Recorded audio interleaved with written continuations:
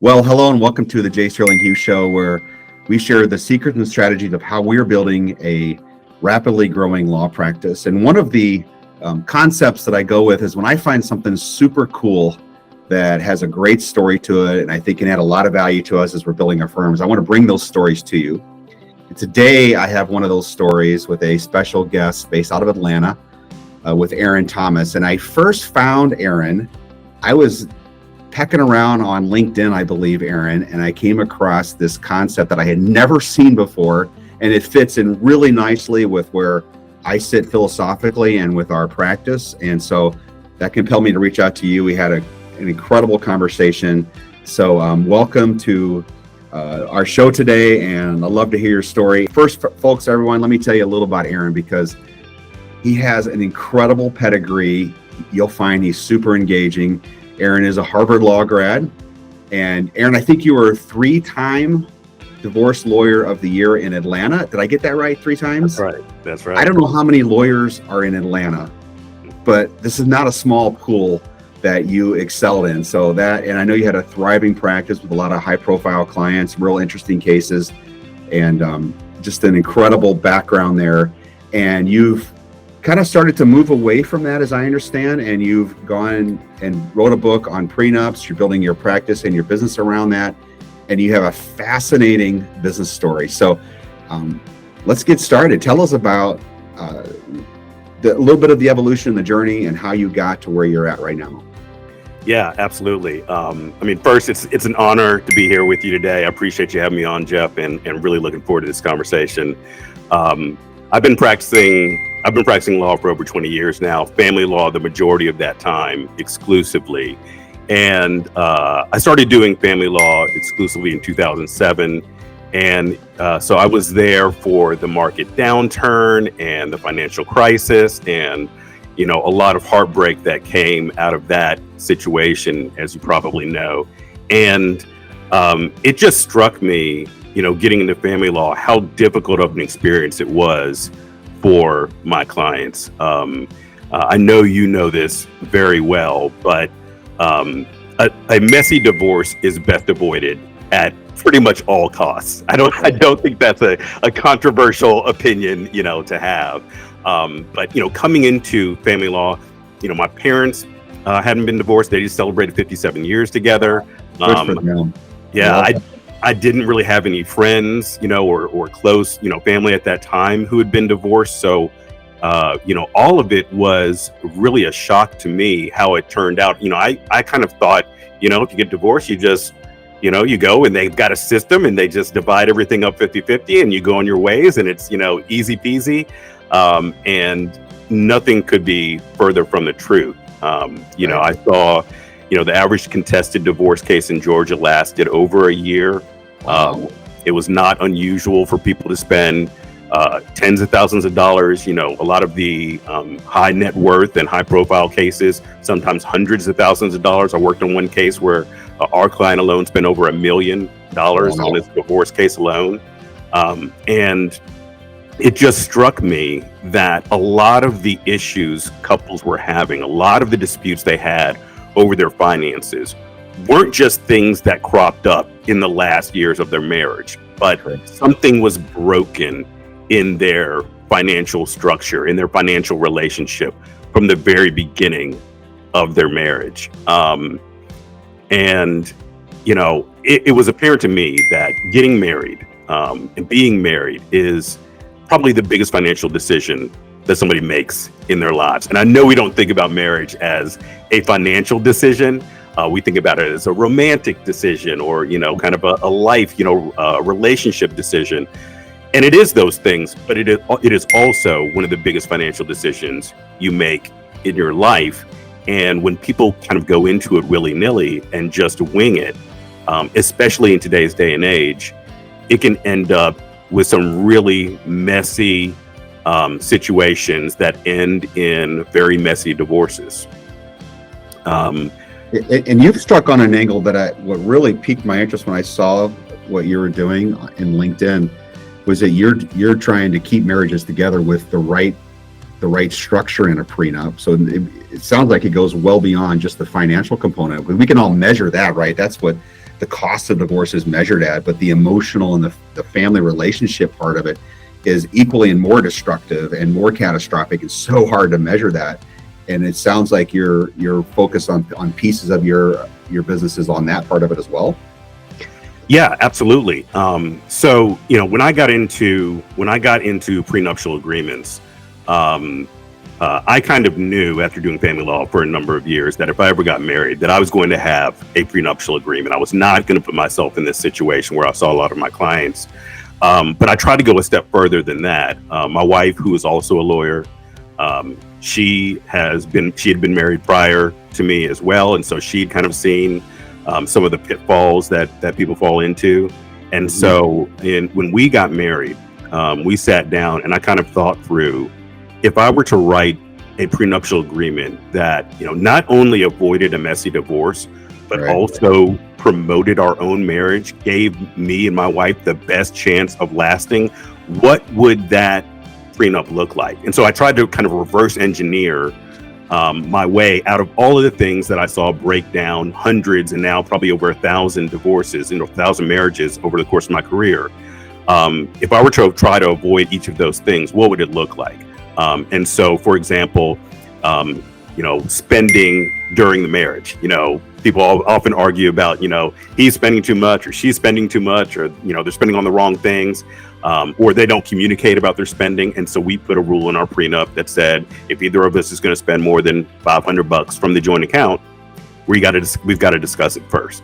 And we put that into our prenup. Or, for example, counseling. I'm a big proponent of doing marriage counseling, relationship counseling. My dad taught counseling at the university level for over 40 years, so it's kind of in my blood. And I saw that when couples would wait way too late to start counseling. If the marriage is on a scale of a 1 to a 10, people would wait until their marriage is at a 2 or a 3 to do counseling, rather than wait till when you're at a 6 trying to get your relationship back up to a 9, or when you're a 7 trying to get back up to a 10.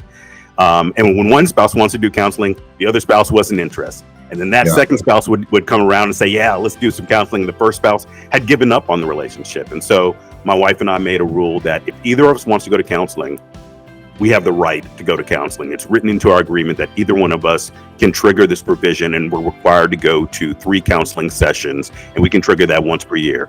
And if either of us wanted to dissolve the marriage, we'd have to go to 6 counseling sessions. And those numbers can be whatever you want, but a lot of couples find that, I think, to be really helpful provisions to put into their prenuptial agreement.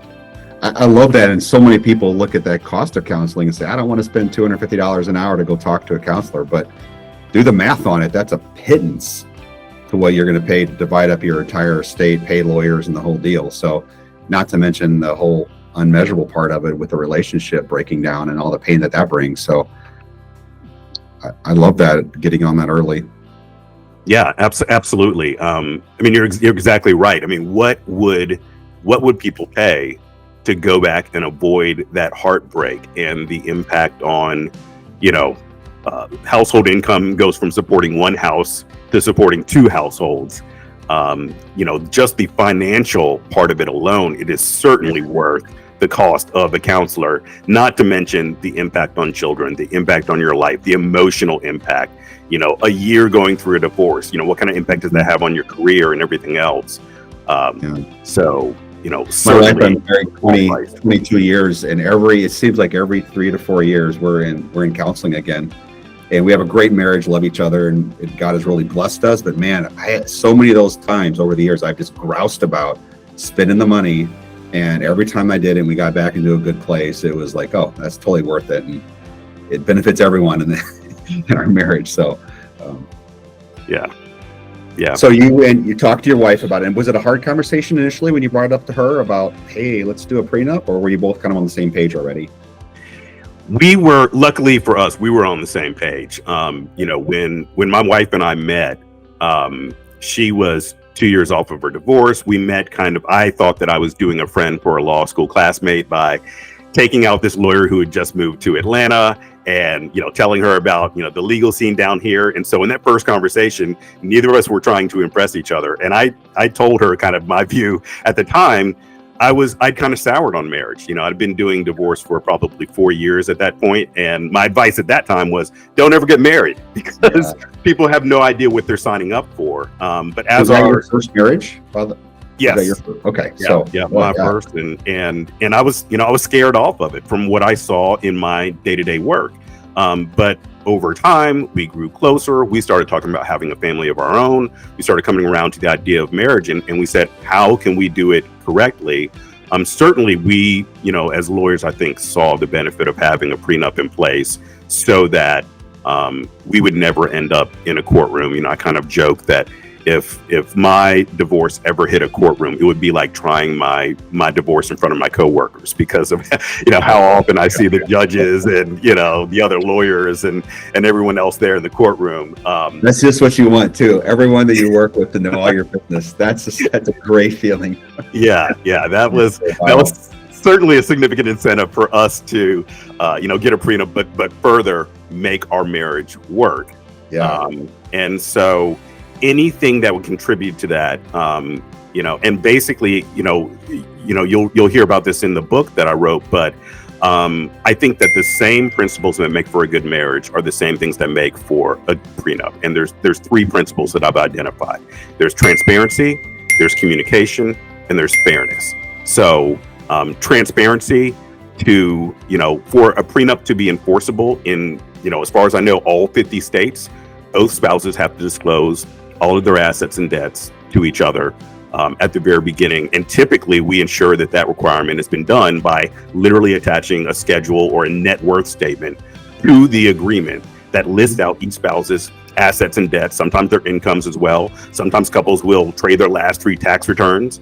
And that kind of transparency, oftentimes, it's the first time that couples have ever gotten that granular in discussing their finances with each other is when they're going through the prenup process and they have to put these things down on paper. Discussing how much credit card debt or student loan debt you have probably isn't first date material for a lot of people. Yeah. And, sometimes people don't discuss it before they get married. And Jeff, as I'm sure you know in your business, sometimes people haven't discussed it throughout a 20-year marriage. And the first time that they're discovering what assets exist or what debts exist is when they're sitting in your office, getting ready to file for divorce, or when they're going through the discovery process during a divorce case itself. And, if that lack of transparency is there throughout your marriage and your finances, I believe that lack of transparency bleeds over into other parts of your relationship.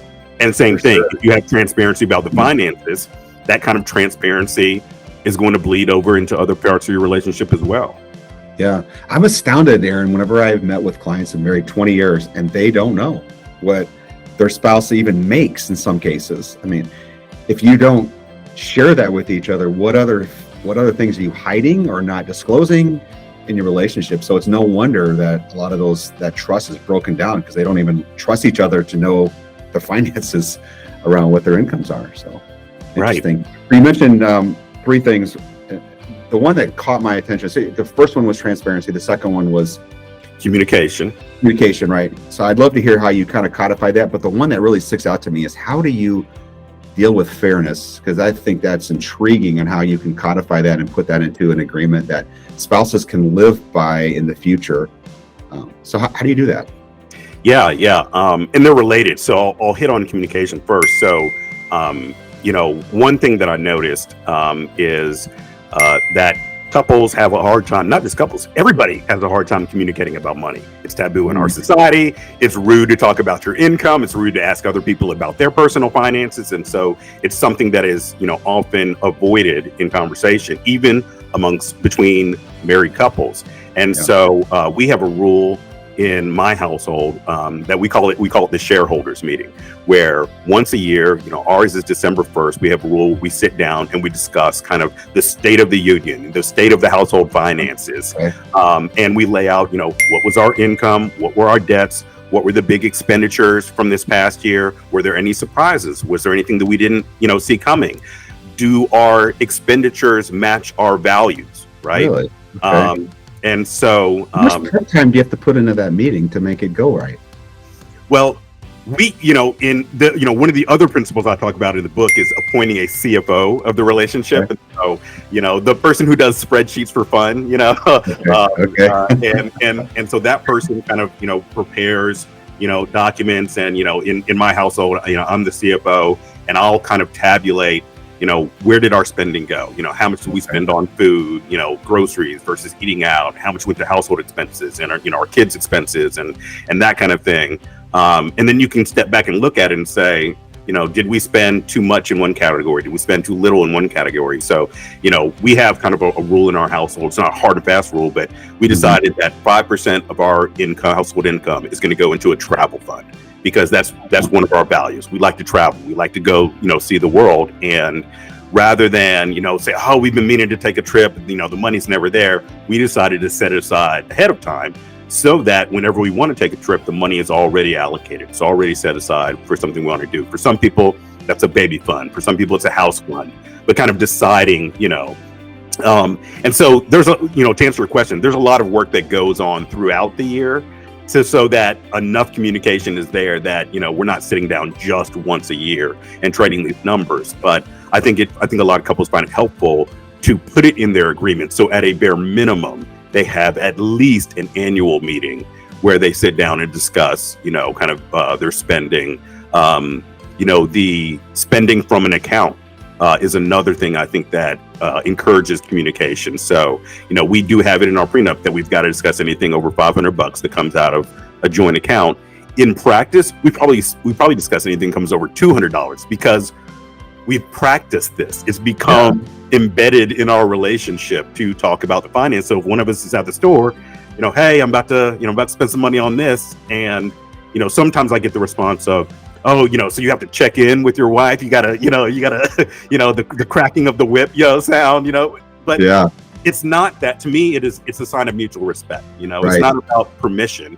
It's about respect. Everyone has some amount that if it were to go missing from the joint account and there had never been a conversation ahead of time, they would feel some kind of way about it. They may not be happy about it. I've never obviously met your wife, Aaron, but I'm betting you she's never said no.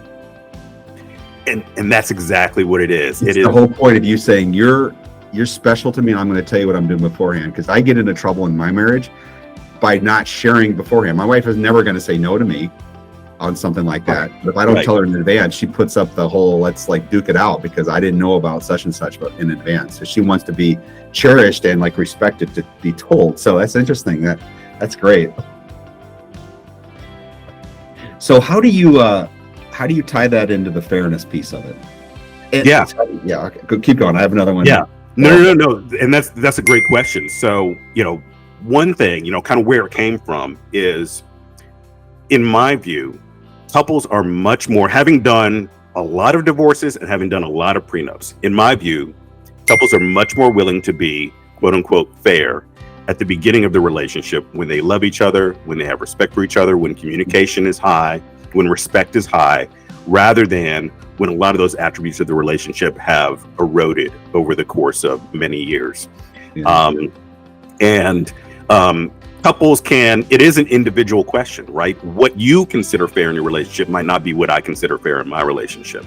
But couples are typically much more able to come to an agreement on something that would be considered fair. For a lot of couples, it's just everything that we accumulate over the course of the marriage that is not what we're bringing in is going to be split 50-50, no questions asked. And it is only at the end of a long relationship, during a divorce case, that people try to find ways to walk away with as much of what the marital assets are as they possibly can. If you have communication throughout your relationship and everything is being put out on the table, I think it's a lot easier to agree on what's fair. It's because people don't know the rules of their financial relationship that people think things are unfair. So, have you ever had someone come into your office and say, what do you mean I've got to split half of my retirement with her? What do you mean I've got to split half of the house where I paid the mortgage on it, the entire relationship, and now he wants half of the equity in the house that I paid for? And reason that things feel unfair to people is because they didn't establish what the rules are ahead of time. That same couple, if they knew going in, hey, anything that you put in joint names or anything that you accumulate over the course of your marriage is a 50-50 asset. Number one, they've got all their entire relationship to get used to it, to buy into it, to understand that we are a team when it comes to all of our finances, so that they're not upset on the back end because they knew that that's what they were going into all along. I've had couples that have said, if I had known that everything was going to be considered 50-50 by our state, I would have encouraged him to get up off the couch and get a better job, or I would have probably supported him going back to school to increase his earning potential, or maybe I would have shared the income during the marriage itself rather than hoarding all of the income in my personal account, if I knew that this was all going to be considered 50-50. Right. And so I think a lot of what goes into fairness is awareness of what marriage means for your financial relationship. And then same thing, when it comes to alimony. Alimony is one of those things that people going through divorce, they feel like it's super unfair to have to pay money, because they say, wait a minute, I supported her or him throughout the marriage, and now I'm getting hit a second time. I got to pay the money after the marriage, is over. But when people learn at the beginning of their marriage that, okay, I'll ask people, is there a chance that one of you may take a break for the workforce for some agreed upon reason, whether that's, the most common is having kids, and one person's going to be more of a homemaker while the other one's more of a breadwinner, or is it going to be taking care of an elderly parent, or one of you gets disabled, or a lot of people hadn't even thought through these kinds of things, and understanding that the spouse who's not working is actually making a sacrifice. A lot of times the working spouse feels like the non-working spouse has it easy. You can stay home and quote unquote hang out with the kids, not understanding that person is serving a huge, it may be unpaid, but a huge role in the relationship. Yeah. And them being home is what allows you to earn the bread. And they're putting a lot of faith in you, because if your marriage doesn't work out, they've sacrificed 10 years of the prime of their life being out of the workforce. And now they got to try to get out there and create a living on their own. I mean, what a huge sacrifice that is. And then they understand alimony from a different perspective. And so I think a lot of fairness comes from the education on the front end, and then people are willing to commit to, okay, yes, we're going to do 50-50. Yeah. Yes, we're going to provide for alimony in our prenup, so that if one of us leaves the workforce, that person isn't going to be left stranded, left high and dry, if the marriage comes to an end. As you're talking, I'm so drawn to these concepts, because I feel like folks, setting aside the legalities of your agreement and it having to be enforced down the road, you're really talking about best practices on how to engage with a partner, how to communicate with each other. And I think so many folks go into their marriage do you have any premarital counseling requirements as a part of your prenup too? Oh yeah. Okay, absolutely. So yes. I know very few couples who do any real premarital counseling. Maybe they'll go talk to their pastor or their priest or the rabbi or something real briefly, have a few perfunctory sessions. But to actually break down, here's what happens if this doesn't work, because they don't want to talk about those things. And then having a set of really best practices and principles, bedrock kind of foundational principles to build your marriage culture off of, is so intriguing to me. So even if you don't ever enforce the agreement or even bring it to court to have a judge look at it down the road, having those fundamental principles that you all agree to, how you're going to conduct and engage with each other around finances and communication, man, that is so missing in so many relationships. And I love your approach on that, because I just feel like keeping marriages together is the bedrock of our society. We have to do that as a culture. If that breaks down, that fundamental building block of our culture breaks down, we're in trouble as a society. So have you seen any of that, what I just shared with you, kind of work out or play out in some of the feedback you've got from past clients who've used your prenup service?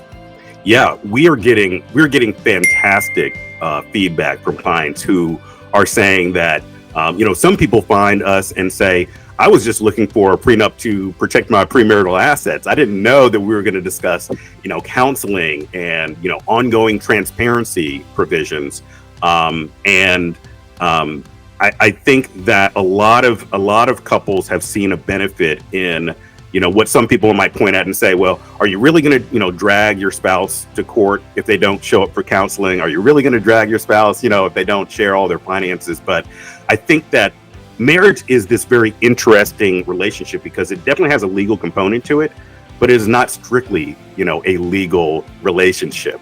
It's also an emotional relationship. So it's a relationship of, of family.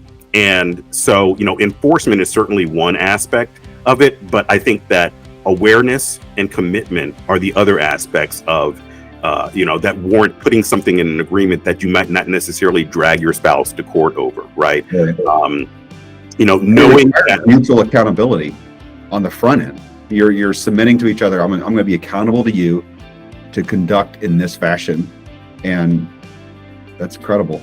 Yeah, and it's kind of like, I liken it to your wedding vows. We all get up in front of, everyone that we know, friends and family, and we publicly avow a certain commitment to each other. We make this agreement with each other.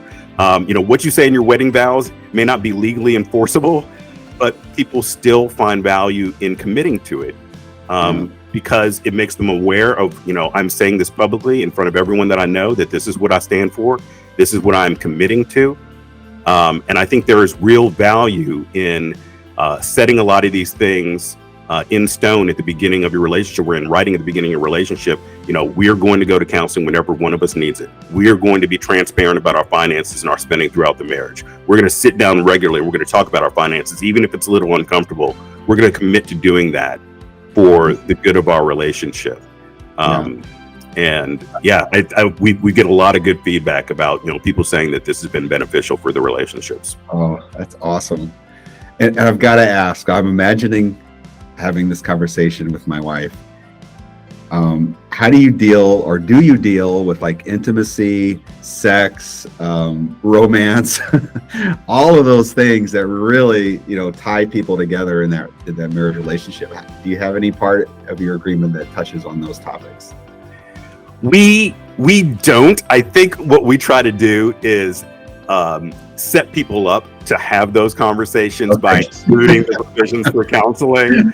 I know you can't codify sex because I would love that, right? It says right here, honey, it's just like, this has been a week.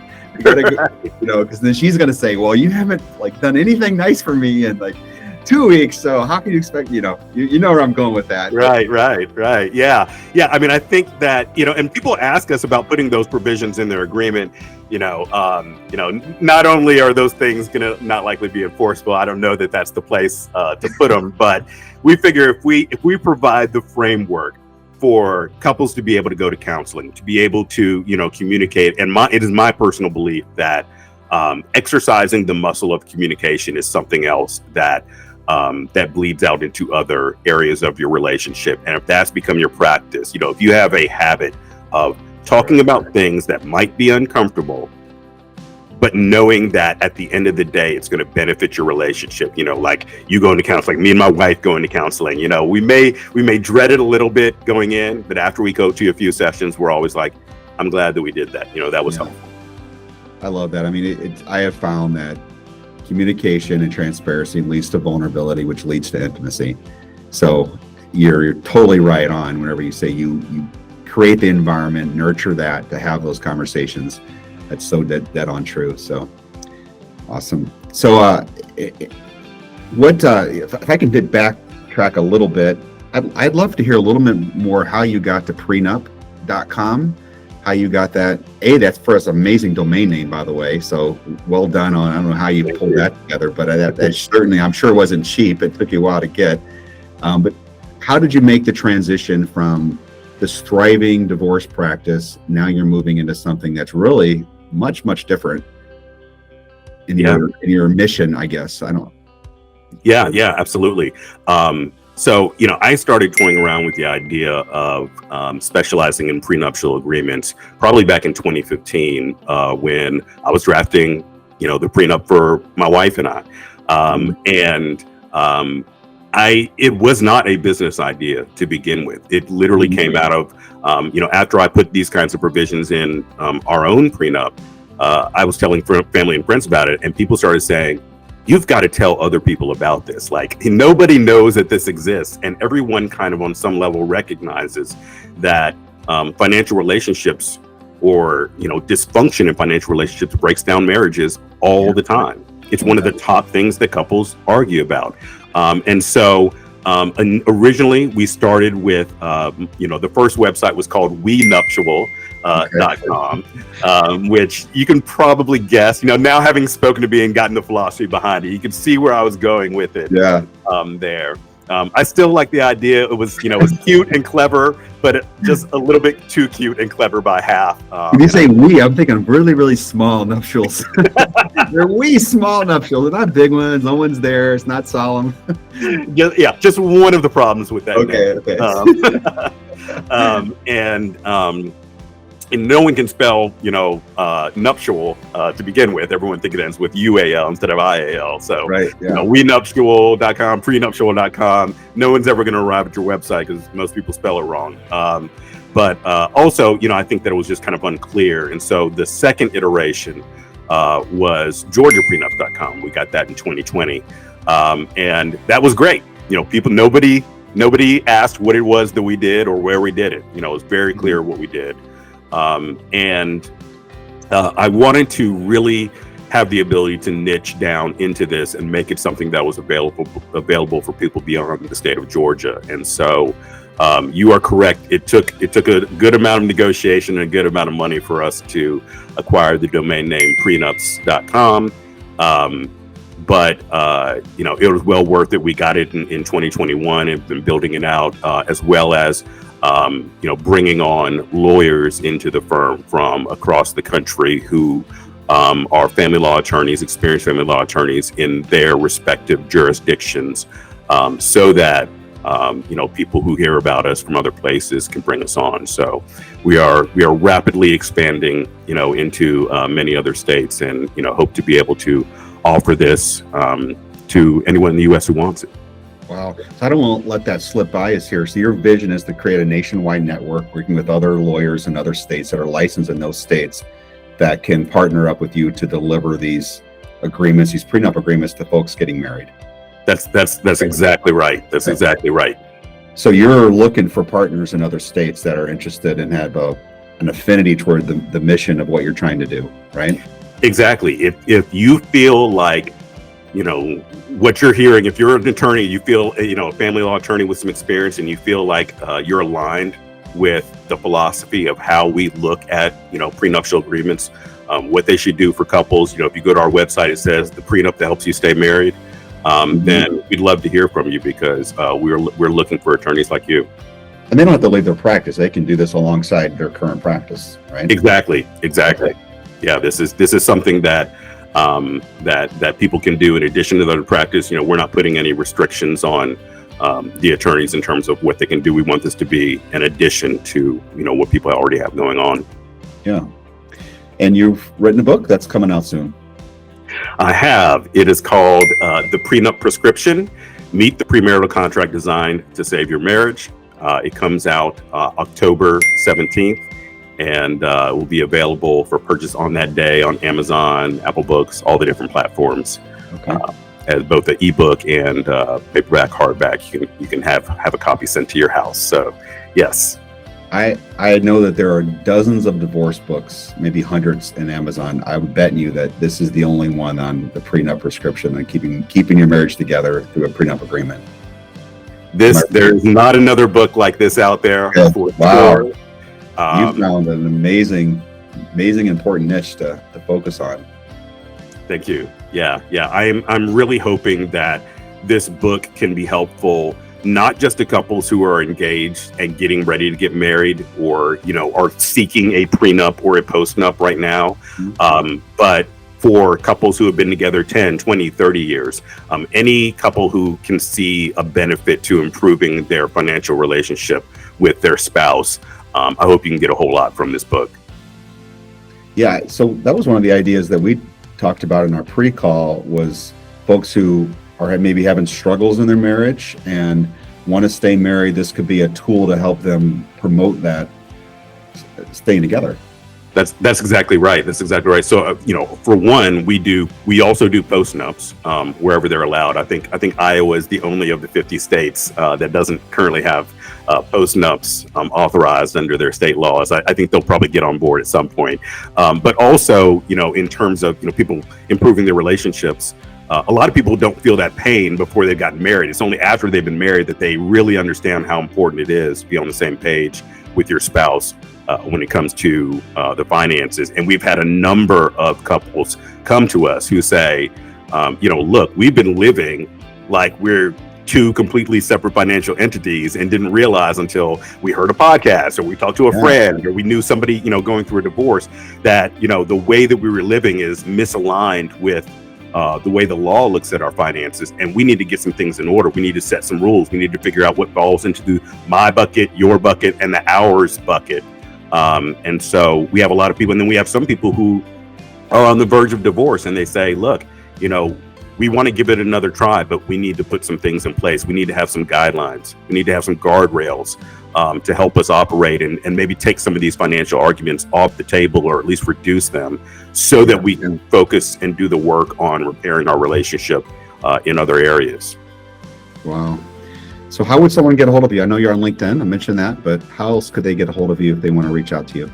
Yeah, certainly you can come to the website, prenups.com. We've got a free premarital guide. So you give us your email address, we'll give you the guide and kind of keep you up to date with some other tips on improving your financial relationship.